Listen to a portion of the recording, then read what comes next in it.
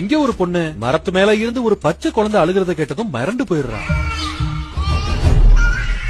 அன்னைக்கு தன்னோட கணவர் வீட்டுக்கு வந்து சேர்ந்ததும் நடந்த விஷயத்த சொல்ல அவருமே அந்த மரத்தை சுத்தி முத்தி போய் பார்த்துட்டு அதெல்லாம் ஒண்ணும் இல்ல, மரத்து மேல எப்படி பச்சை குழந்தை இருக்கும், இதெல்லாம் உன்னோட பிரம்ம, கண்டதையும் யோசிக்காம கிளம்புன்னு சொல்லி அவளை சமாதானப்படுத்துறாரு. ஆனா அன்னைக்கு ராத்திரியே திரும்பவும் அந்த குழந்தை அழுகிற சத்தம் கேட்டதும் அவருமே அவ சொன்னது உண்மைதான்றது புரிஞ்சுக்கிறாரு. உடனே போன் பண்ணி தன்னோட சொந்தக்காரங்களை எல்லாம் கூப்பிட்டு வர வச்சு எல்லாருமே சேர்ந்து மரத்தை போய் பாக்குறப்ப திரும்பவுமே அந்த சத்தம் கேட்டதும் அத்தனை பேருமே பயந்துடுறாங்க. அவளோட கனவுலயுமே ஒரு அரக்கன் வந்து தங்களோட குழந்தையவே காவ கேட்கறத பார்த்ததும் பதறி எந்திரிக்க அந்த மரத்துக்கு மேலதான் ஏதோ ஒரு அமானுஷம் இருக்குன்னு புரிஞ்சுக்கிட்ட அந்த குடும்பத்தோட மொத்த நிம்மதியுமே போயிருது.